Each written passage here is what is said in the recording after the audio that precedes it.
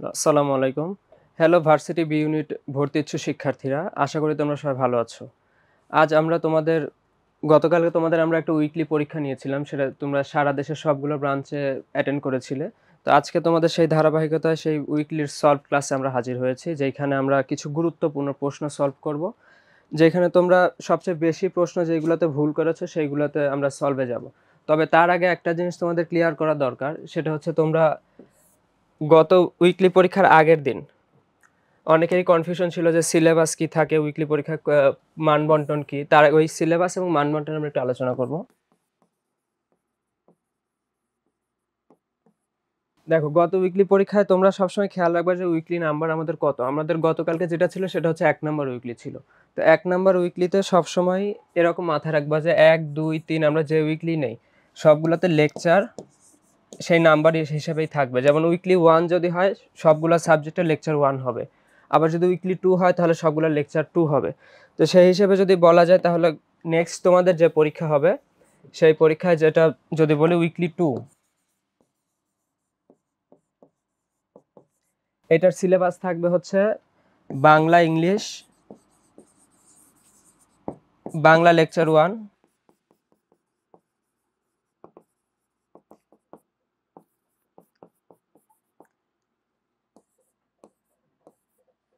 Bangla lecture 2, GK lecture 2 এবং English lecture 2 থেকে থাকবে।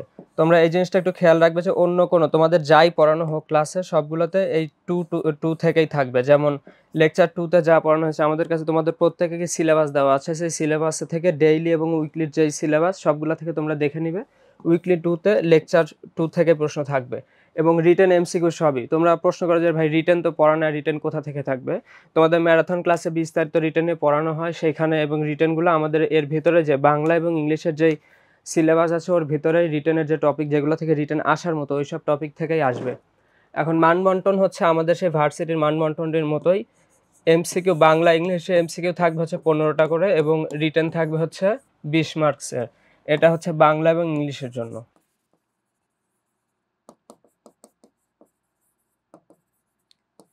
আর জিকের ক্ষেত্রে 30টা এমসিকিউ থাকবে। এই গেল তোমাদের নেক্সট পরীক্ষা। এখন আমরা হচ্ছে আগের পরীক্ষায় যে সলভ ছিল সেই সলভে চলে যাব। তো প্রথমে আমাদের বাংলা এখানে দেওয়া আছে। বাংলায় চলো আমরা যে প্রশ্নগুলো সবচেয়ে বেশি ভুল করেছে এখানে দেখা যাচ্ছে যে এই যে প্রথম প্রশ্নটা এখানে দেওয়া আছে, নিচের কোনটি রবীন্দ্রনাথের কাব্যগ্রন্থ নয়? কাব্যগ্রন্থ নয় এই প্রশ্নটা, অর্থাৎ এখানে নয় দেওয়ার মানে তোমার এখানে থেকে একটা অপশন আইডেন্টিফাই করতে হবে যে এটা রবীন্দ্রনাথের কাব্যগ্রন্থ নয়, অর্থাৎ বাকি 3টা কাব্যগ্রন্থ। এখানে দেওয়া আছে চোখের বালি একটা, এটা হচ্ছে রবীন্দ্রনাথ ঠাকুরের একটা উপন্যাস। যদি বলা চোখের বালি রবীন্দ্রনাথের বিখ্যাত একটা উপন্যাস এবং বাকি 3টি রবীন্দ্রনাথের হচ্ছে এক একটা কাব্যগ্রন্থ। এখানে তোমরা যে বিষয়টি সবচেয়ে বেশি আশ্চর্যজনক, তোমরা হচ্ছে 66% স্টুডেন্ট অর্থাৎ 100 জনের মধ্যে 66 জনই এই প্রশ্নটা ভুল করেছো। এইখানে তোমাদের একটু খেয়াল রাখতে হবে যে আমাদের সিলেবাসের ভেতরে যে গুরুত্বপূর্ণ রাইটার যেমন রবীন্দ্রনাথ ঠাকুর যদি থাকে, নজরুল থাকে, শরৎচন্দ্র থাকে, বাংলা সাহিত্যে যাদের অবদান অনেক বেশি তাদের সাহিত্যকর্মগুলো, বিশেষ করে আমাদের পাঠ্য বইয়ে যেগুলো দেওয়া আছে ওইগুলো আমরা একটু মুখস্থ বা মনে রাখার চেষ্টা করব। এরকম এখানে আরেকটা জিনিস, যে কাব্যগ্রন্থে যেহেতু বলা আছে, আরেকটা জিনিসে রবীন্দ্রনাথের যেটা কনফিউশন হয় সেটা হচ্ছে শেষের কবিতা।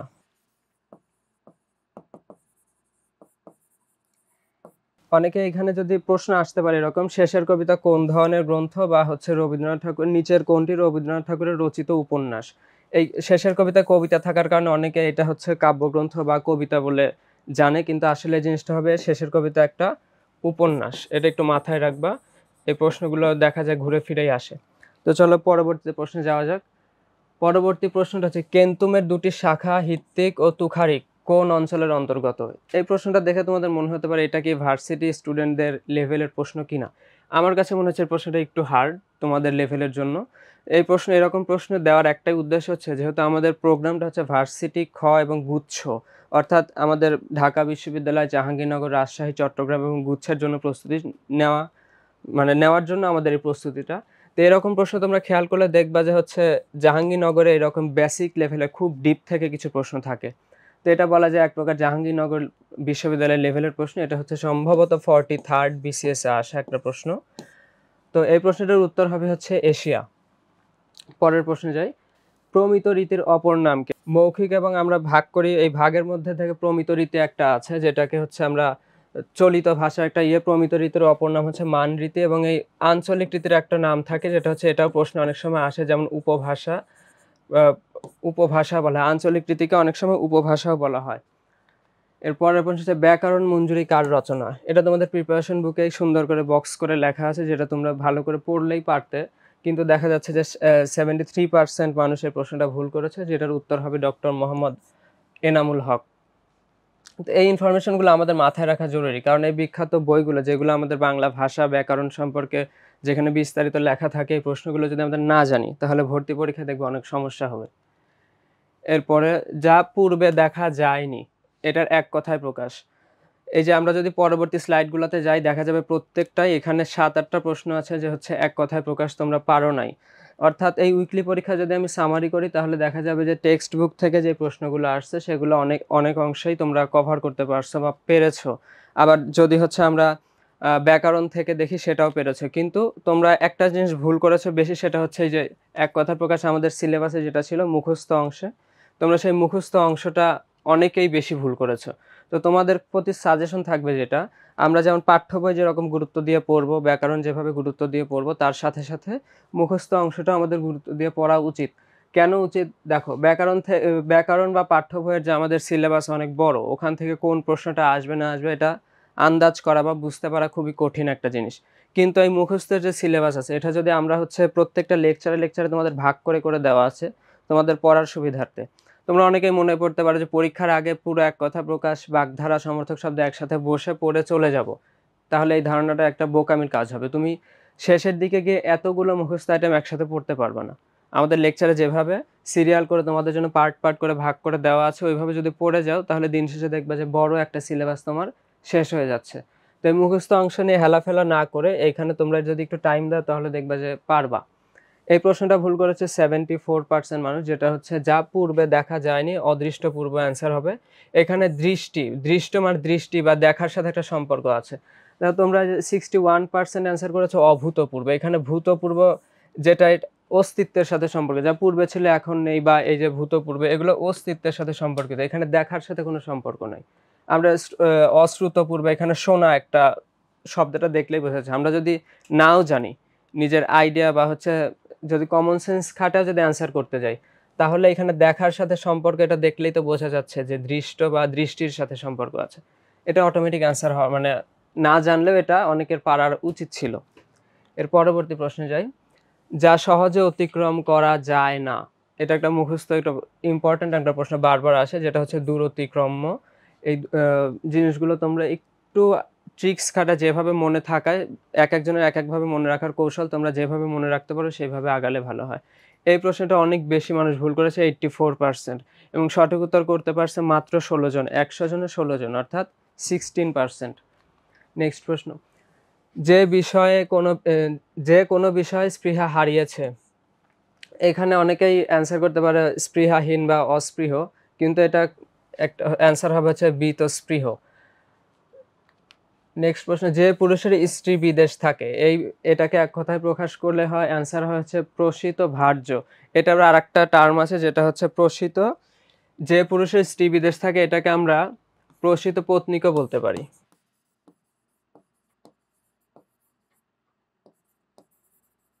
দুইটা অপশনই থাকতে পারে, যে কোনো একটা তোমাকে অ্যান্সার করতে হবে, মানে একটা বলতে অপশনে যেটা থাকবে সেটাই দাগাইতে হবে।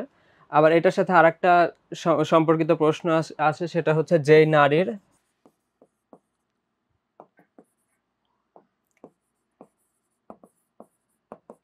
যে নারীর স্বামী বিদেশ থাকে,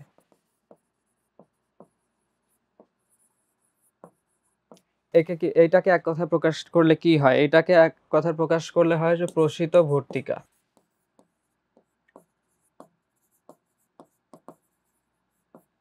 তো এই জিনিসগুলো যখন তোমরা পড়বে, তখন একটু ম্যাচ করে পড়ার চেষ্টা করবা, যাতে দেখবে যে তোমাদের ভালো মাথায় থাকবে, এবং এই জায়গাগুলোতে একটু চেঞ্জ করে দিলে তোমরা অ্যান্সার করতে পারবা। তো এর পরেরটাতে হচ্ছে যা গতিশীল, এটাকে এক কথায় প্রকাশ হচ্ছে জঙ্গম। এই জিনিসটা তোমাদের কাছে অনেক আনকমন ওয়ার্ড মনে হতে পারে, কিন্তু এইগুলাই বেশিরভাগ ঘুরে ফিরে আসে। এখানে আরেকটা মাথায় রাখার জিনিস হচ্ছে, আমরা যখন বিপরীত শব্দ পড়বো, তখন এই জঙ্গম থেকে একটা বিপরীত শব্দ থাকে, যে এরকম জঙ্গমের বিপরীত শব্দ আসে হচ্ছে স্থাবর। এটা অনেকবার আসে একটা প্রশ্ন। তো স্থাবরকে যদি আমরা আবার ভাঙি, যেটা যা স্থির তাকে আমরা স্থাবর বলি। তো এখানে যা গতিশীল সেটা হচ্ছে জঙ্গম এবং যা স্থির সেটা হচ্ছে স্থাবর, এবং এটা বিপরীত শব্দ মাথায় রাখবা। এর পরের প্রশ্ন, যে ভবিষ্যৎ না ভেবেই কাজ করে তাকে এক কথায় প্রকাশ করলে হয় হচ্ছে অবিমিশ্রকারী। এগুলো হচ্ছে বোঝার বা আমাদের আলোচনা করার ডিটেইলসের কোনো টপিক না। এগুলো তোমাদের মুখস্থ বা নিজেরা কিভাবে মাথায় রাখবে সেটা তোমরা নিজেরা ভালো বুঝতে পারবা, যে আমি কোন স্টাইলে পড়লে ভালো মনে থাকবে। সেই জিনিসগুলো তোমরা ফলো করে নিজেদের মতো করে এগুলো পড়ে নিবা। এগুলো পরীক্ষায় বারবার দেখবা যে এক কথায় প্রকাশ, প্রত্যেকটা ভর্তি পরীক্ষায় এক কথায় প্রকাশ থেকে প্রশ্ন থাকেই। এরপরে আমরা বাংলা অংশ শেষ করে এবার হচ্ছে ইংরেজির দিকে আগাবো। ইংরেজিতে আমরা প্রথমেই যে প্রশ্নটা দেওয়া আছে দেখো, what is the structure of the following sentence. এই সেন্টেন্সটা স্ট্রাকচার মানে একটা সেন্টেন্স দেওয়া আছে, এই সেন্টেন্সের স্ট্রাকচার তোমাকে আইডেন্টিফাই করতে হবে যে নিচের কোনগুলো থেকে। আসলে আমরা দেখি সেন্টেন্সের স্ট্রাকচার হচ্ছে প্রথমে দেখো আই দেওয়া আছে, তো এটা একটা সাবজেক্ট, এটা সবাই জানে, এবং ওয়াজ ওয়াকিং অক্সিলারি ভার্ব, এবং এই ভার্ব আলোচনা হচ্ছে যে ওয়াকিং নিয়ে। আরেকটা জায়গায় আলোচনা হতে পারে, সেটা হচ্ছে ইন দ্য মর্নিং। এই ইন দ্য মর্নিং অংশটা এটা হচ্ছে কি অবজেক্ট নাকি অ্যাডভার্বিয়াল হবে। আমরা এইখানে দেখো ওয়াকিং ইন দ্য মর্নিং, এটা হচ্ছে অবজেক্ট না। অবজেক্ট আমরা বলতে কি বুঝি, যে যে জিনিসটা সাবজেক্ট হইতে পারে ওই জিনিসটারই একটা অবজেক্ট হওয়ার, যেমন আই এর অবজেক্টিভ ফর্ম থাকেছে মি, হি, হিম, এরকম objective form. In the morning হচ্ছে এটা একটা সময় বোঝাচ্ছে, যেটা একটা অ্যাডভার্বিয়াল ফ্রেজ।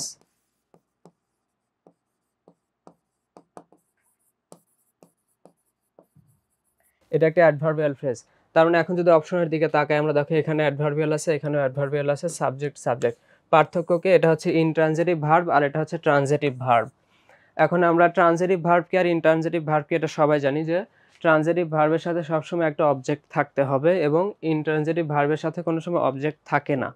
এবং ইনট্রানজিটিভ ভার্বের গঠন যদি খেয়াল করি, ইনট্রানজিটিভ ভার্ব যেই সেন্টেন্সে থাকে ওই সেন্টেন্সে সবসময় একটা অ্যাডভার্বিয়াল বা অ্যাডভার্ব ফ্রেজ থাকে। তো এখানে দেখো যে খেয়াল করলে বুঝতে পারবা যে ট্রানজিটিভ ভার্বের সাথে একটা অবজেক্ট লাগবে, এখানে কোনো এই অপশনে কোনো অবজেক্ট নাই, তার মানে বি নাম্বারটা অপশন হবে না। এবং এখানে দেওয়া আছে হচ্ছে লিঙ্কিং ভার্ব। তো ওয়াকিং আমরা জানি যে সবাই এটা একটা ইনট্রানজিটিভ ভার্ব, আর হচ্ছে প্রিপোজিশনাল ফ্রেজ দেওয়া আছে in the morning. In the morning হচ্ছে প্রিপোজিশনাল ফ্রেজ না। প্রিপোজিশনাল ফ্রেজের গঠন মনে রাখবা, সবসময় আগেও একটা প্রিপোজিশন থাকবে, যেমন ইন, ফ্রন্ট, অফ। এটা একটা প্রিপোজিশনাল ফ্রেজ, যেই ফ্রেজের প্রথমে এবং শেষে দুই জায়গায় প্রিপোজিশন থাকবে ওইটা একটা প্রিপোজিশনাল ফ্রেজ, এবং বাক্যে প্রিপোজিশন হিসেবে ব্যবহৃত হবে। এই বাক্যে ইন দ্য মর্নিং প্রিপোজিশন হিসেবে ব্যবহৃত হয়নি, এবং আগে প্রিপোজিশন থাকলেও পরে প্রিপোজিশন নাই, তার মানে এই অপশন ডিও হবে না। এখন এইখানে হচ্ছে লিঙ্কিং সাবজেক্ট, লিঙ্কিং ভার্ব এবং adjective. In the morning adjective নাই বাক্যে, এখানে এটা আমরা আগেই বলেছি যে একটা অ্যাডভার্বিয়াল ফ্রেজ। তো যদি সিও অপশন না হয় তাহলে আমাদের অ্যান্সার হবে option A, subject, intransitive verb এবং অ্যাডভার্বিয়াল। তো ওয়াকিং এর এখানে পরে কোনো অবজেক্ট না থাকা, এটা একটা ইন্ট্রানজিটিভ ভার্ব হিসেবে এই বাক্যে ব্যবহৃত হয়েছে, এবং অ্যাডভার্বিয়াল থাকায় এই স্ট্রাকচারটা মেলে। তো নেক্সট কোশ্চেনে যাই। দেখো এই কোশ্চেনটাতে তোমরা, আমি হলে যদি এই নিয়মটা নাও জানতাম তাহলে এটা দেখে এ নাম্বার অপশন দাগায় দিতাম। দেখো বাকি তিনটা একরকম, এটার একটু ডিফারেন্স আছে এখানে। তো যখন দেখবা যে অপশনগুলো মানে এইটা কাউকে ফলো করতে বলতেছি না, বাট একটা অপশনগুলো দেখলেই বোঝা যায় যে অ্যান্সার হওয়ার সক্ষমতা কোনটার আছে। তো এইটা তোমরা এই অপশনটা, এই কোশ্চেনটা হচ্ছে নর্মালি আমরা যেই গ্রামার বুকগুলো আছে যেগুলো চলে বাজারে, বা আমাদের উদ্ভাসের যে প্রিপারেশন বুক বা মাস্টার কোশ্চেন ব্যাংক দেওয়া আছে, এই জিনিসগুলো নিয়ে খুব বেশি ডিটেলস কোনো বইতে তুমি পাবা না, কারণ এইগুলো এখন প্রচলিত গ্রামারে ওইভাবে আর ডিসকাশন করে না। এটা মনে রাখবা যে হচ্ছে এইখানে যে দ্যাট যুক্ত আছে, এই দ্যাটকে আমরা হচ্ছে বলি, এই দ্যাট যুক্ত সেন্টেন্স যেটা আছে এটাকে নমিনাল দ্যাট ক্লোজ বলা হয়।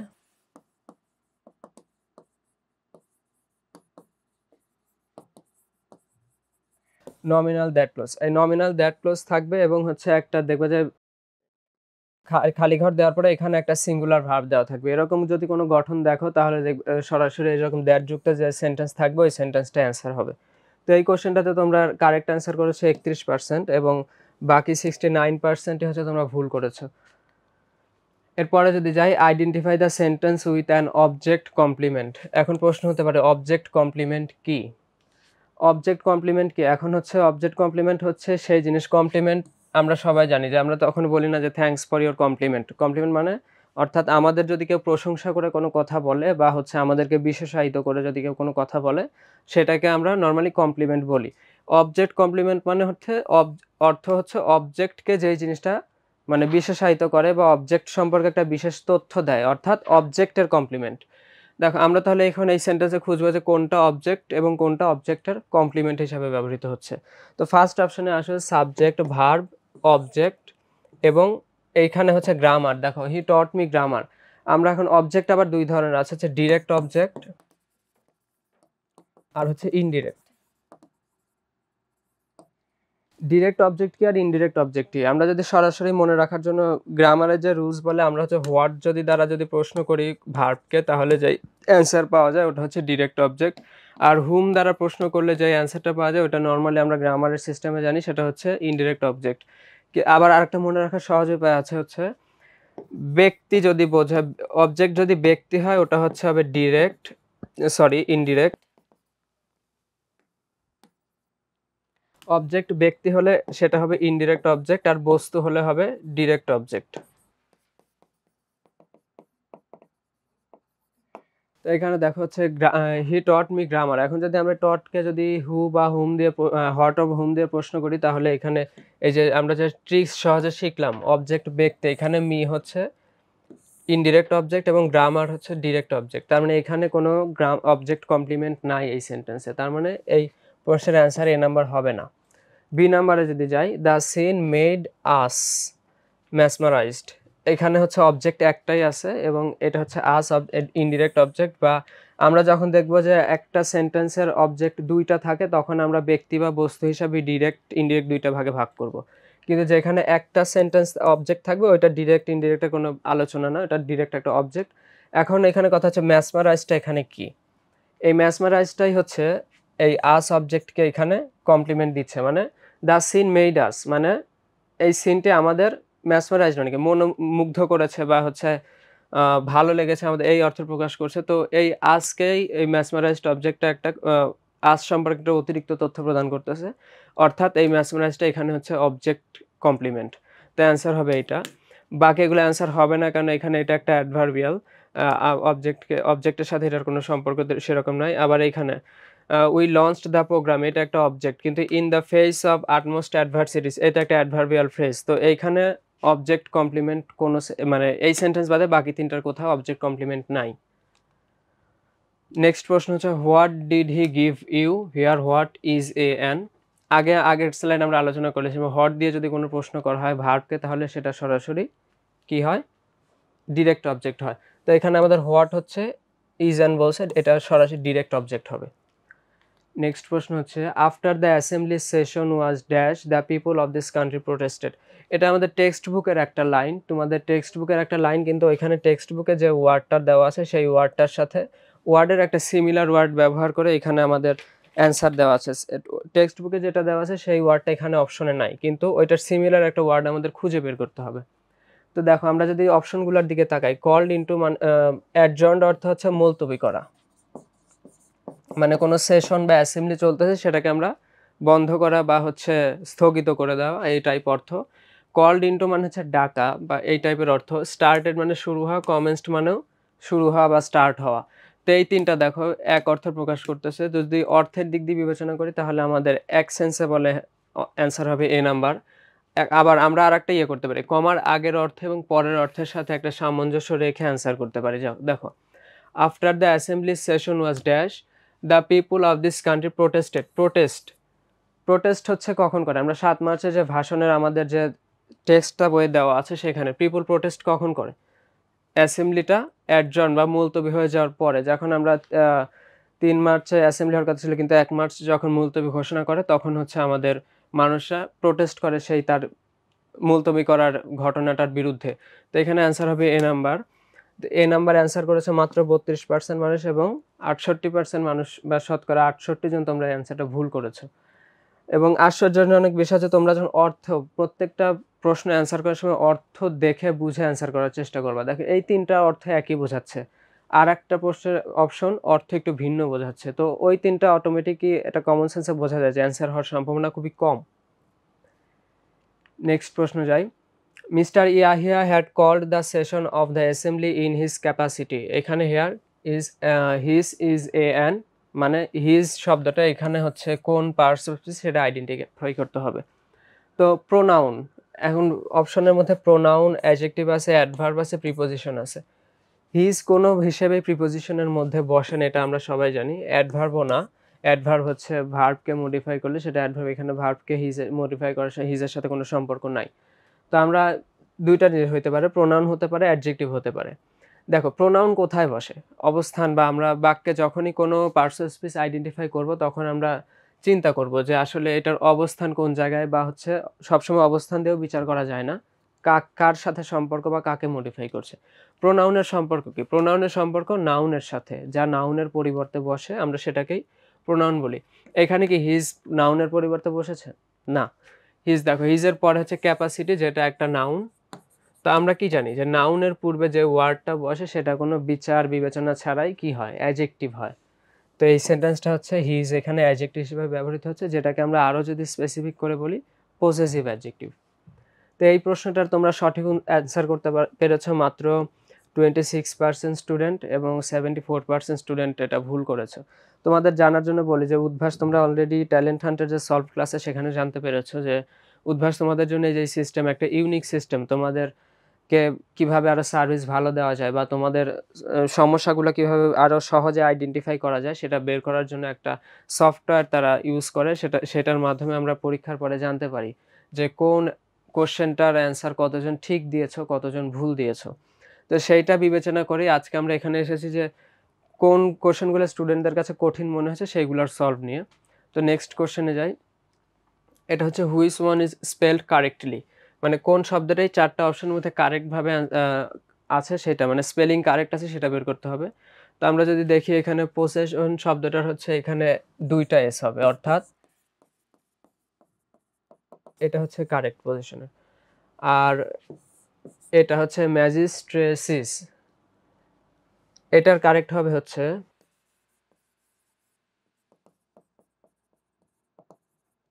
লেজিসলেচার শব্দটা ঠিক আছে, এখানে লেজিসলেচার ঠিক আছে। আর ব্যারাকে BARRAC ব্যারাক হবে।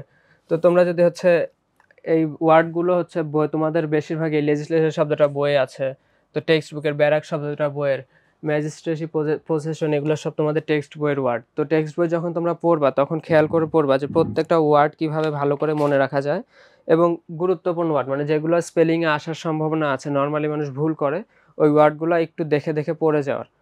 আমরা নেক্সট কোশ্চেন যাই। Which one is incorrectly spelled, অর্থাৎ ভুলটা বের করতে হবে।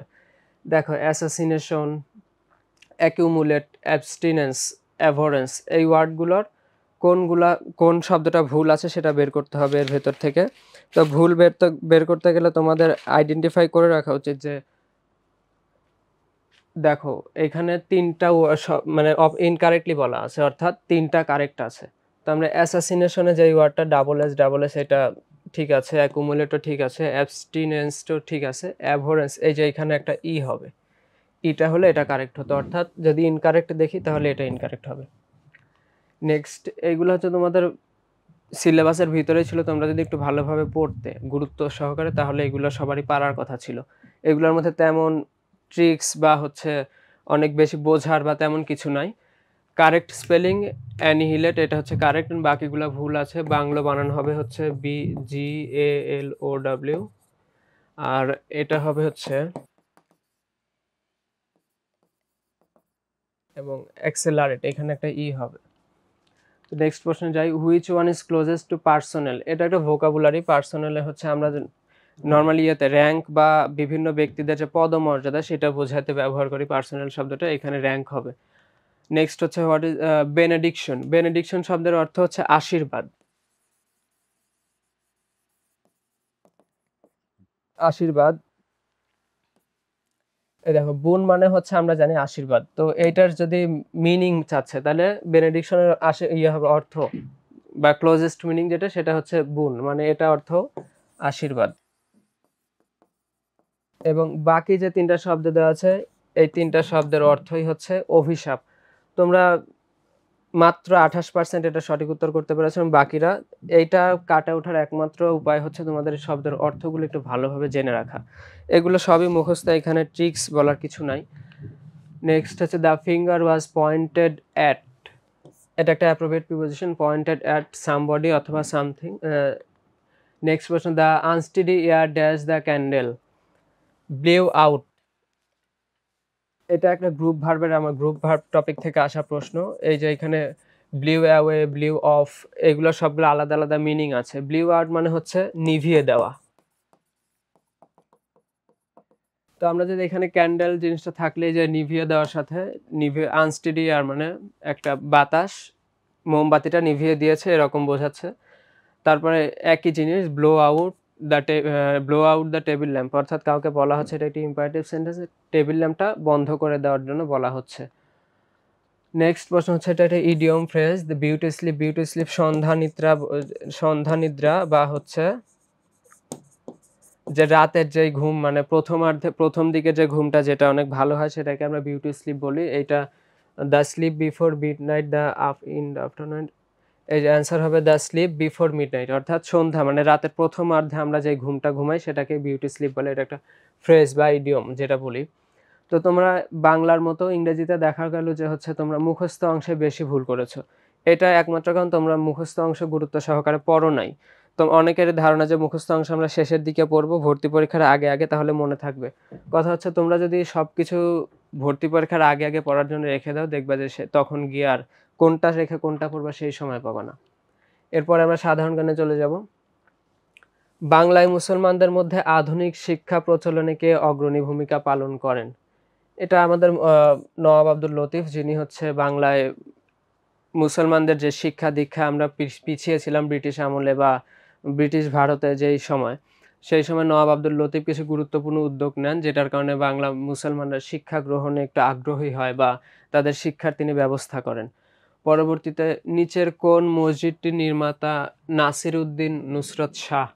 নাসির উদ্দিন নুসরত শাহ হচ্ছে কদম রসুল মসজিদ, এবং তাই এর সাথে তার আরো অনেক কীর্তি আছে।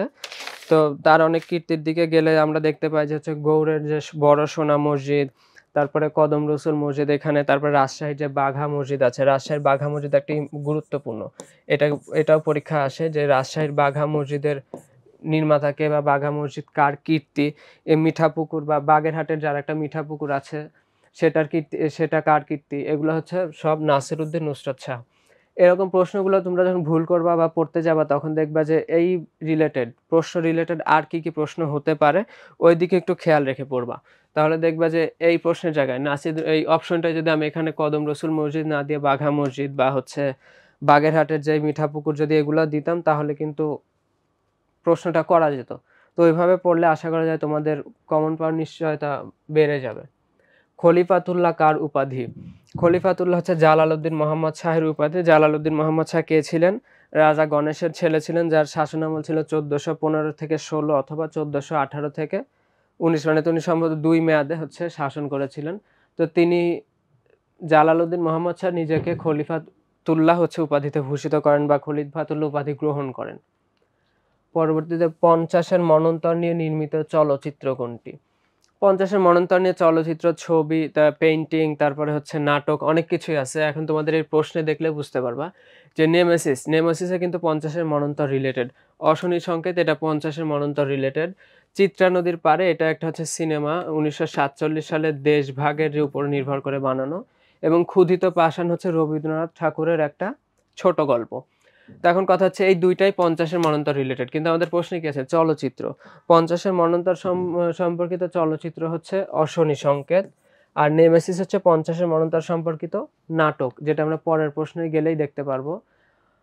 পরের প্রশ্ন হচ্ছে যে 50-এর মন্বন্তরের প্রেক্ষাপটে রচিত নাটক নেমেসিসের রচয়িতাকে?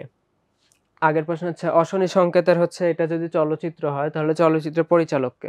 অশনি সংকেত চলচ্চিত্রের পরিচালক হচ্ছে সত্যজিৎ রায়। এটাও কিন্তু প্রশ্নে আসতে পারে, মাথায় রাখবা যে যখনই আমরা এই যেরকম গুরুত্বপূর্ণ, যেমন চিত্রা নদীর পাড়ে যখন আমরা নিয়ে প্রশ্ন আসবে, এরকম প্রশ্ন এসে থাকে যে নিচের কোনটি দেশভাগের উপর ভিত্তি করে নির্মিত চলচ্চিত্র, তখন যদি চিত্রা নদীর পাড়ে অপশন থাকে তোমরা ওই প্রশ্নে পড়ে নিবা যে চিত্রা নদীর পাড়ের এই চলচ্চিত্রটার হচ্ছে ইয়েকে, পরিচালককে। এরকম প্রশ্ন এসে থাকে ঘুরে ঘুরে। দেখো পরের প্রশ্নটা হচ্ছে দেখি, 50-এর মন্বন্তরের প্রেক্ষাপটে রচিত নাটক নেমেসিসের রচয়িতাকে? এটা হচ্ছে নুরুল মোমেন। কাজী নজরুল ইসলামের সাথে এটার কোনো সম্পর্ক নেই। সত্যজিৎ রায়, দেখো সত্যজিৎ রায় আমরা আগের স্লাইডে পড়ে এসেছি, অশনি সংকেতের হচ্ছে ইয়ের পরিচালক। পরেরটাতে যাই, মুঘল আমলে চন্দ্রদ্বীপ জনপদটি কি নামে পরিচিত ছিল? এই প্রশ্নটা একটু খেয়াল করলে দেখবা যে হচ্ছে অনেকেই অ্যান্সার করেছে, যে 40% মানুষ বরিশাল অ্যান্সার করেছে এই প্রশ্নটা। বরিশাল অ্যান্সার করার অবশ্য একটা কারণ আছে, যে তোমরা সবাই জানো যে চন্দ্রদ্বীপ যে জনপদটা ছিল প্রাচীন আমলে, ওই জনপদটার বর্তমান নাম হচ্ছে বরিশাল। আমার ধারণা যে তোমরা অনেকেই সেই চিন্তা করে বরিশাল দাগিয়েছো, কিন্তু প্রশ্নটা একটু ঘুরিয়ে দেওয়া, যে চন্দ্রদ্বীপ জনপদটি মুঘল আমলে, অর্থাৎ মুঘল আমলে চন্দ্রদ্বীপকে বা বর্তমানে বরিশালকে কি নামে ডাকা হতো? তখন হচ্ছে বরিশাল বা চন্দ্রদ্বীপ হচ্ছে তখন বাকলা নামে পরিচিত ছিল। যেটা সঠিক উত্তর দিতে পেরেছে 32%। মন্ত্রী মিশনের সদস্য নন কোন ব্যক্তি? এখন প্রশ্ন হচ্ছে মন্ত্রী মিশন জিনিসটা আসলে কি? 1946 সালে যখন ভারতের রাজনৈতিক এবং হচ্ছে অস্থিরতা বা সমস্যা দেখা যায়, তখন ব্রিটেনের প্রধানমন্ত্রী, অর্থাৎ বর্তমানে হচ্ছে ব্রিটেনের তৎকালীন ব্রিটেনের প্রধানমন্ত্রী হচ্ছে ছিলেন ক্লেমেন্ট এটলি। তিনি একটা মন্ত্রীদের তার দপ্তরে কিছু মন্ত্রীদের হচ্ছে নিয়ে একটা কমিশন গঠন করে। সেই কমিশনের সদস্য ছিলেন 3 জন। এখানে বলছে মন্ত্রী মিশনের সদস্য নন। এই যে প্যাথিক লরেন্স, এভি আলেকজান্ডার এবং স্টাফোর্ড ক্রিপস, এই 3 জন ছিলেন মন্ত্রী মিশনের সদস্য। সদস্য নন কে? সদস্য নন হচ্ছে ক্লেমেন্ট অ্যাটলি। এবং এইটা নিয়ে আরেকটা রিলেটেড প্রশ্ন আসে, যে হচ্ছে 1946 সালে বা আমাদের সে দেশভাগের সময় এই ব্রিটেনের প্রধানমন্ত্রী কে ছিলেন? তখন প্রশ্ন হয়েছে ক্লেমেন্ট অ্যাটলি। নেক্সট প্রশ্নে যাই, বর্গীদের দমন করেন কে? বর্গীদের দমন করেন হচ্ছে আমাদের আলীবর্দী খাঁ, অর্থাৎ নবাব সিরাজউদ্দৌলার আগে যিনি বাংলার নবাব ছিলেন তিনি।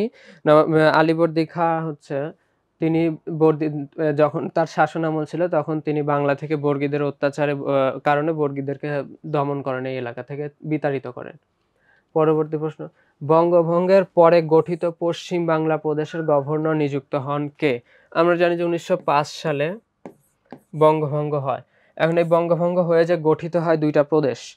একটা প্রদেশ ছিল হচ্ছে আমরা যেটাকে বলে পশ্চিম বাংলা, যেটা বর্তমানে পশ্চিমবঙ্গ এবং বিহার, উড়িষ্যা নিয়ে গঠিত। আর একটা ছিল হচ্ছে পূর্ব বাংলা, যেটা আমাদের বাংলাদেশ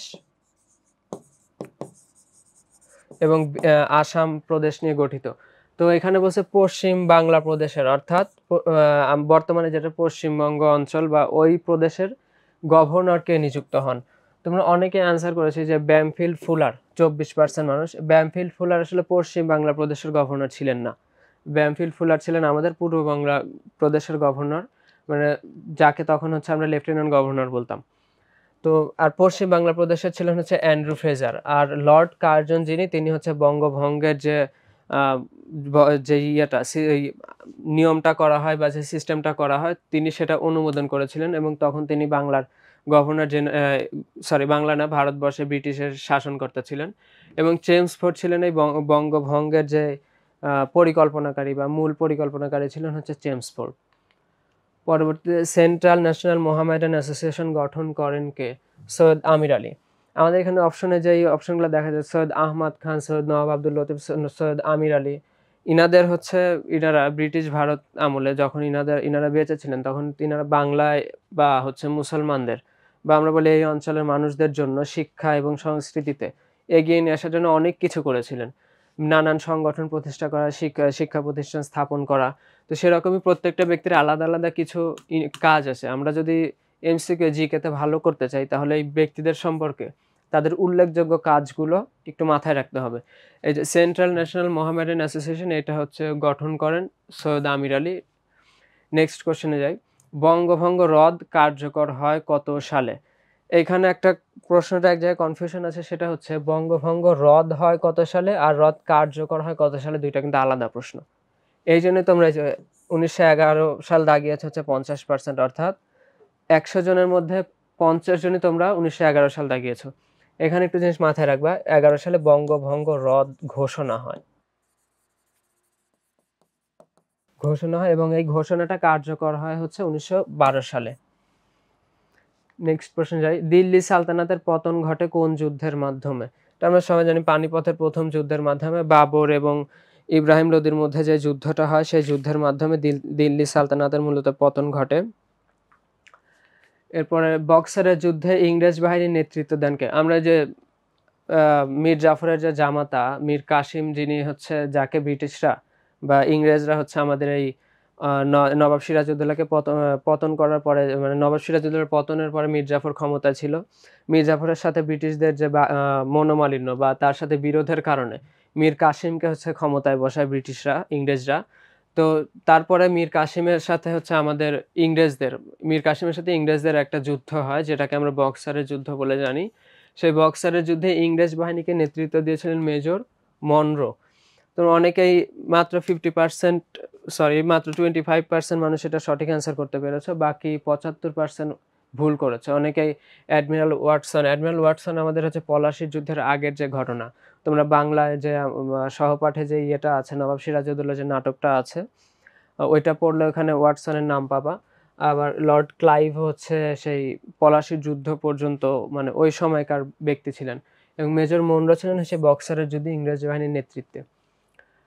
নেক্সট প্রশ্নে যাব হচ্ছে পানিপথের দ্বিতীয় যুদ্ধ কাদের মধ্যে সংগঠিত হয়? এর আগে একটা প্রশ্ন ছিল পানিপথের প্রথম যুদ্ধ সংশ্লিষ্ট, এবং এই প্রশ্ন এটা হচ্ছে দ্বিতীয় যুদ্ধ। প্রথম যুদ্ধে আমরা জানি যে পানিপথের প্রথম যুদ্ধে যেটা হয়েছিল, পানিপথের প্রথম যুদ্ধে তোমরা আগের প্রশ্নটা দেখলে বুঝতে পারো পানিপথের প্রথম যুদ্ধ কার মধ্যে হয়েছিল? বাবর এবং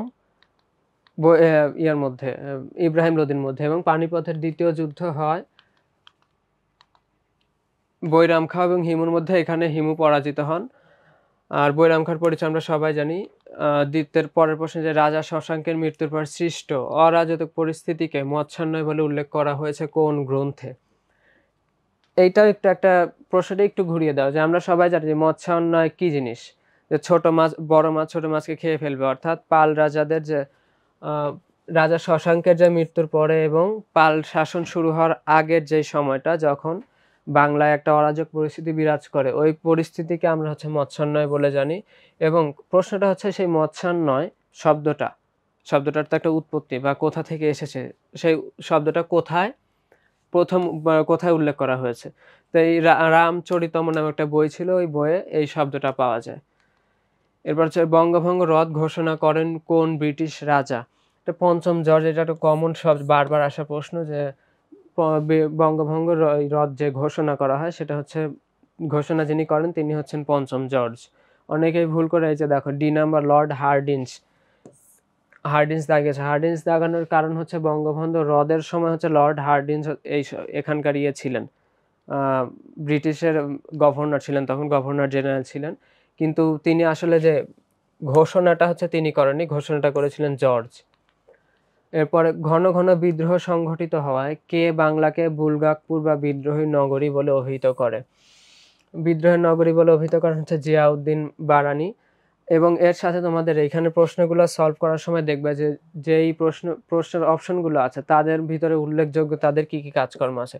ফতেউল্লাহ সিরাজি বা হচ্ছে শামসুদ্দিন ইলিয়াস শাহ এবং টোড রমল, ইনাদের যে বিখ্যাত গুরুত্বপূর্ণ কাজ যেগুলো থেকে প্রশ্ন এসে থাকে, ওইগুলো তোমরা একটু পড়ে রাখার চেষ্টা করবা, তাহলে দেখবে ভুল মানে পরবর্তীতে এই প্রশ্নগুলো একটু ঘুরে ফিরে আসলে তোমাদের আর ভুল হবে না।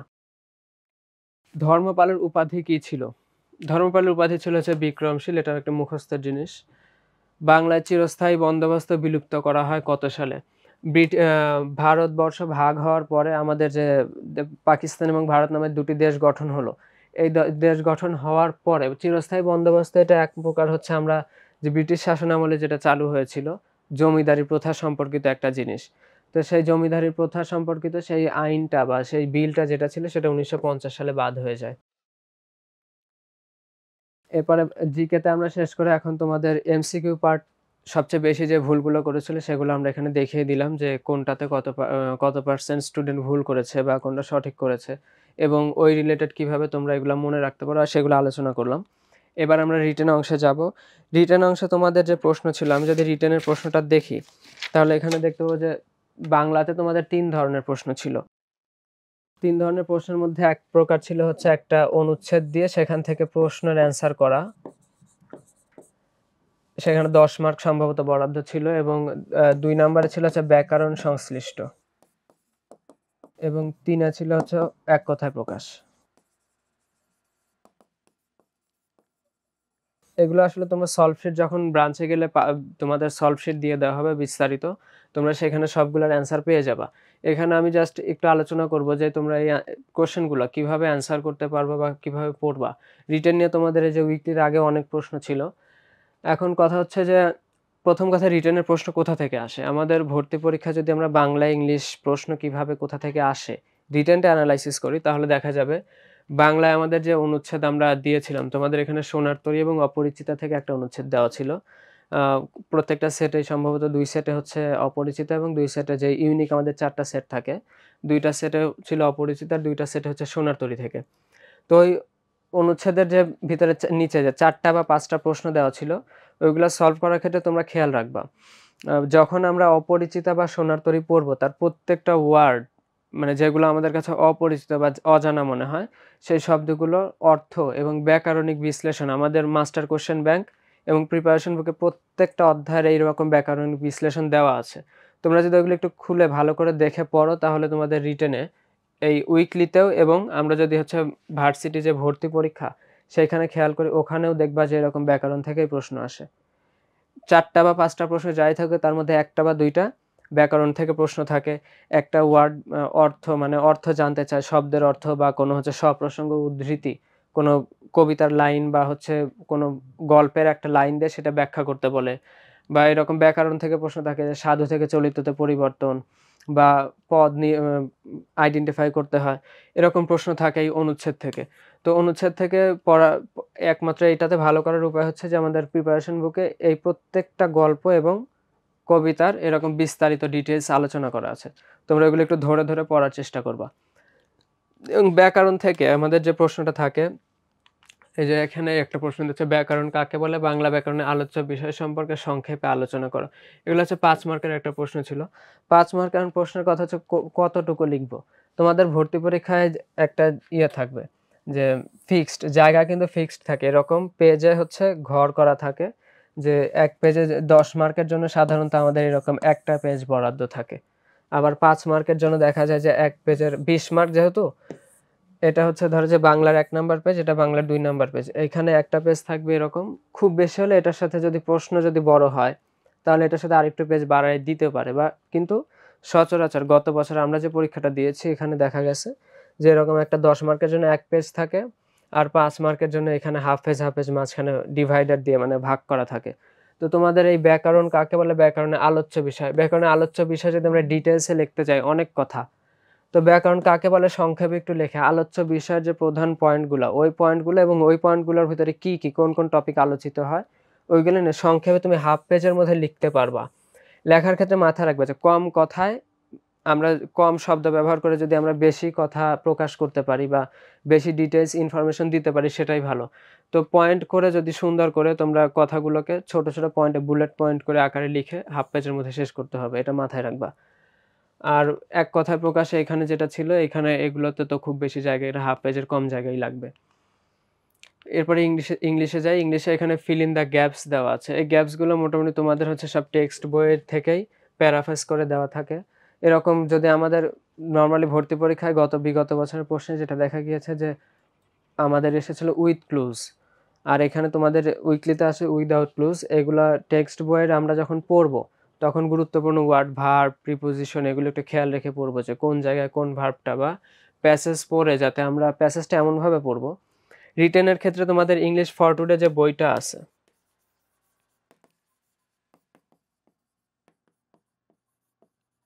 রিটেনে যে ভালো করতে চাইলে এই বইটা ভালোভাবে পড়ার কোনো বিকল্প নাই। কারণ তোমরা যেই প্যারাগ্রাফ গত বছরগুলোর প্রশ্ন এনালাইসিস করে দেখো, প্রত্যেকটা প্যারাগ্রাফ তোমাদের রিটেনের যে কোনো টপিকের সাথে সম্পর্কিত বা রিলেটেড। আবার সেন্টেন্স মেকিং থাকে। এখানে দেখো একটা সেন্টেন্স মেকিং আমরা একে দিয়েছিলাম তোমাদের প্রত্যেকটা সেটে এরকম কিছু সেন্টেন্স মেকিং দেওয়া ছিল। তো সেন্টেন্স মেকিং এর ওয়ার্ডগুলো আমাদের সব হচ্ছে বই থেকেই দেওয়া থাকে। যে ৫ বছর গত রিটেন হচ্ছে বি ইউনিটে, বি ইউনিট বা ডি ইউনিট যেটা বলো, বিশেষ করে বি ইউনিটে যদি আমরা লক্ষ্য করি, যতগুলো ওয়ার্ড আসছে সবগুলো টেক্সট বুক থেকেই আসছে। আবার প্যারাগ্রাফের টপিকগুলো আমাদের হচ্ছে টেক্সট বুক রিলেটেড। যেমন এখানে breaking the chains of operation, এই লাইনটা দেখে তোমার মনে হতে পারে যে লাইনটা সরাসরি আমাদের টেক্সট বইয়ে নাই, মনে হতে পারে। কিন্তু দেখো এটার সাথে একটা আমাদের টেক্সট বইয়ের একটা টেক্সটের সম্পর্ক থাকে। এরকমই আমাদের যে বার এসেছিল manners, importance of good manners, আমাদের যে লাস্ট 23 সালের যে ভর্তি পরীক্ষা 23-24 সেশনে আমরা যারা ভর্তি হয়েছি তাদের এসেছিল ইম্পর্টেন্স অফ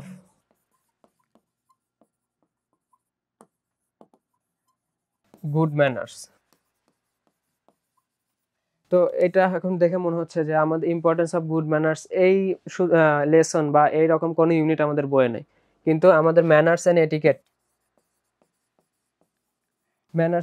নিয়ে একটা ইউনিট বা একটা লেসনই ছিল।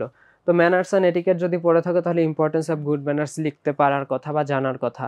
তো এরকমই তোমাদের প্রত্যেকটা ইউনিট এবং লেসন রিলেটেড হচ্ছে প্যারাগ্রাফ, এবং ওইখান থেকেই ওয়ার্ডগুলো দিয়ে সেন্টেন্স মেকিং আসবে, এবং ওই রিলেটেডই যদি ফিল ইন দ্য গ্যাপস যদি টেক্সচুয়াল আসে তাহলে টেক্সট বুক থেকেই আসবে, আর নন টেক্সচুয়াল আসলে অবশ্যই তুমি ক্লু দেওয়া থাকবে। যদি ক্লু দেওয়া থাকে তাহলে আমরা তো ক্লু থেকে অ্যান্সার করব, ওখান থেকে আইডেন্টিফাই করে কোনটা অ্যান্সার হবে এটা করব।